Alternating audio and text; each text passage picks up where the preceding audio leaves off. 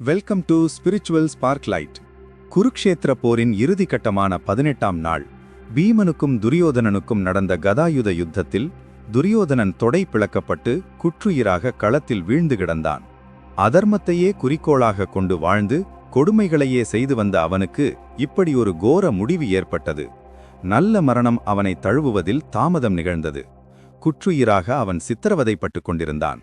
அப்போதும் கூட அவன் பூரணமாக தன் தவறற்றை உணரவில்லை. இந்த நிலையில் யாருமின்றி தனியனாக களத்தில் விடப்பட்ட துரியோதனனை போரில் மடியாமலிருந்த அஸ்வத்தாமன் சந்தித்தான். அஸ்வத்தாமன் கௌரவர்களின் குருவான துரோணாச்சாரியரின் மகன். பிறப்பால் அந்தணன். தந்தையைப் போல அஸ்திர சாஸ்திரத்தில் திறமை மிக்கவன். மந்திர தந்திர சாஸ்திரங்களில் தந்தையையும் மிஞ்சியவன். பாண்டவர்களுக்கு துரியோதனன் இழைத்த தீங்கையும் அநீதியையும் நன்கு உணர்ந்தவன்தான் அவன். ஆனாலும் செஞ்சோற்று கடன் கழிக்க வேண்டி துரியோதனனுக்கு ஆதரவாக அதர்மத்தின் பக்கம் நின்றான். தன் தந்தை துரோணரை கொன்ற காரணத்தால் அவன் பாண்டவர்களை பழிவாங்க துடித்துக் கொண்டிருந்தான். தன் அருமை நண்பன் கௌரவ சக்கரவர்த்தி கோரமாக யுத்தக்களத்தில் வீழ்ந்து கிடக்கும் காட்சியைக் கண்ட அஸ்வத்தாமனின் மனம் கொதித்தது. சிரத்தை கொய்யாமல் தொடையில் கதையால் அடித்து அவனை சிறுக சிறுக சாகும்படி செய்த பாண்டவர்கள் மீது துரோணபுத்திரன் அஸ்வத்தாமன் கடும் கோபம் கொண்டான். செஞ்சோற்று கடனுக்காக தான் என்ன செய்ய வேண்டும் என்று துரியோதனனிடம் கேட்டான் அஸ்வத்தாமன். எப்படியாவது பாண்டவர்களை பழிவாங்க வேண்டும் என்று அஸ்வத்தாமனிடம் முறையிட்டான் துரியோதனன். மரணத்தின் வாயிலில் நின்று கொண்டு நன்றி கடனாக தன்னிடம் வேண்டிக் கொள்ளும் கௌரவ சக்கரவர்த்தியின் கடைசி ஆசையை நிறைவேற்றுவதை தன் முக்கிய கடமை எனக் கருதினான் அஸ்வத்தாமன்.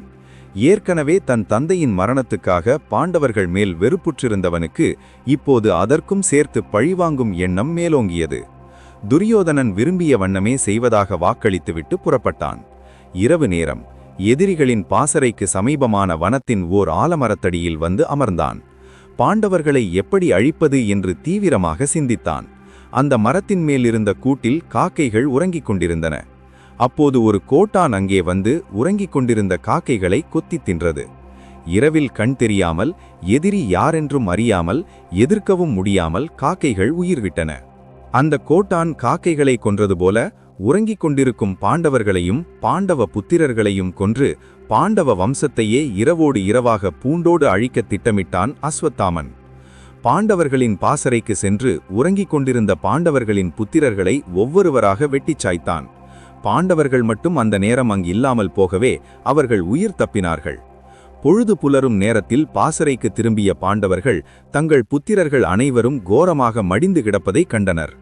இது அஸ்வத்தாமன் வேலை என்று அறிந்த ஐவரும் கொதித்து எழுந்தனர். வனத்தில் ஓடி மறைந்திருந்த அஸ்வத்தாமனை தேடிச் சென்றனர். போருக்கு அறைகூவினர். நேருக்கு நேர் போர் செய்ய இயலாத அஸ்வத்தாமன் ஒரு தர்ப்பையை மந்திரித்து அதனையே அஸ்திரமாக்கி பாண்டவர்களின் சந்ததி அனைத்தையும் அழிக்கும்படி ஆணையிட்டு அதை ஏவினான். கால சர்ப்பம் போல விஷத்தை கக்கிக் கொண்டு புறப்பட்டது அந்த தர்ப்பை அஸ்திரம். பாண்டவர்கள் அதை எதிர்த்து அஸ்திரங்களை தொடுத்தனர். ஆனால் அந்த தர்பாஸ்திரம் தங்களை தாக்காமல் காத்துக்கொள்ள முடிந்ததே தவிர அவர்களால் அந்த தர்ப்பையை அழிக்க முடியவில்லை. ஆதிபராசக்தியின் அழிக்கும் சக்தியை ஆதார மந்திரமாக்கி தர்ப்பையை மந்திரித்து ஏவியிருந்தான் அஸ்வத்தாமன். அது சீறிச் சென்ற இடத்தில் நின்றிருந்த பாண்டவ சந்ததியினர் அனைவரும் மடிந்து விழுந்தனர். முடிவாக மீதியிருந்த ஒரே ஒரு பாண்டவ சந்ததிதான். அர்ஜுனனின் புதல்வன் அபிமன்யுவின் மனைவி உத்தரையின் கர்ப்பத்திலிருந்த சிசுதான் அது. உத்தரை விராட மன்னனின் புதல்வி, அபிமன்யுவின் மனைவி. அம்பிகையிடம் தீவிர பக்தி கொண்டவள். அபிமன்யுவின் திருமணமன்றே அவளுக்கு காத்யாயனி என்கிற துர்க்கையை உபாசிக்கும் மந்திரத்தை உபதேசித்திருந்தான் கண்ணன். அவளும் தீவிரமாக தேவி உபாசனை செய்து வந்தாள். தன் மங்கள சின்னங்கள் நீடித்திருக்க அவள் அன்னை ஆதிபராசக்தியை தினமும் ஆராதித்தாள். ஆனால் பாவம், அவள் கணவன் அபிமன்யு முதலாண்டிலேயே யுத்தகளத்தில் பலியாகிவிட்டான். உத்தரை உடன்கட்டை ஏற முயன்றாள். ஆனால் அப்போது அவள் கர்ப்பவதியாக இருந்ததால் உடன்கட்டை ஏறுவது பாவம் என்று தடுத்து நிறுத்திவிட்டான் கண்ணன். அன்னை ஆதிபராசக்தியை ஆராதித்து என்ன பயன்? உத்தரையின் மாங்கல்யத்துக்கே பங்கம் வந்துவிட்டதே என்று மற்றவர்கள் கூறினார்கள். உத்தரை மனம் தளரவில்லை. தீவிர வைராகியத்துடனும் பக்தியுடனும் அன்னையை தொடர்ந்து ஆராதித்தாள். அதற்கு பலன் கிடைக்கும் நேரம் வந்தது. கண்ணனின் ஆணைப்படி கர்ப்பரக்ஷ மந்திரத்தை ஜபித்து காத்யாயனியை பக்தியோடு பூஜித்து வந்தாள் உத்தரை. அஸ்வத்தாமன் அனுப்பிய தர்ப்ப அஸ்திரத்தை கண்ணனே ஒரு ஆயுதத்தால் தடுத்து நிறுத்தியிருக்க முடியும். ஆனால் பாரத போரில் ஆயுதம் எடுக்க மாட்டேன் என்று கண்ணன் இரு தரப்பினருக்கும் வாக்களித்திருந்தான். அவன் வாக்கு தவற விரும்பவில்லை. அதே நேரம் அவன் தர்மம் தவறவும் தயாராக இல்லை. உத்தரையின் கர்ப்பத்தில் வாழும் பாண்டவர்களின் சந்ததிக்கான சிசுவை காப்பாற்ற சங்கல்பித்தான் கண்ணன். உத்தரை அன்றாடம் உபாசிக்கும் அன்னை காத்யாயனி வேறு யார்? அவள் கண்ணனின் சகோதரிதானே. தன் சகோதரி காத்யாயனியிடமே அந்த பணியை தந்தான் கண்ணன். இதற்காகவே அவன் உத்தரைக்கு காத்யாயனியை உபாசனை செய்வதற்கு ஏற்கனவே உபதேசித்திருந்தான்.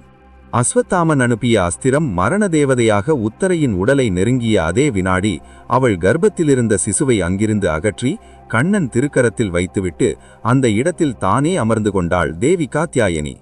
மாயவன் கண்ணன், மாயை எனும் அவன் சகோதரி துர்கை இருவரும் அனுகிரகித்து பாண்டவ வம்சத்தை காத்து உத்தரையின் கர்ப்பத்தில் உயர்காத்து தந்த அந்த சிசுதான் பரீட்சித்து மகாராஜன்.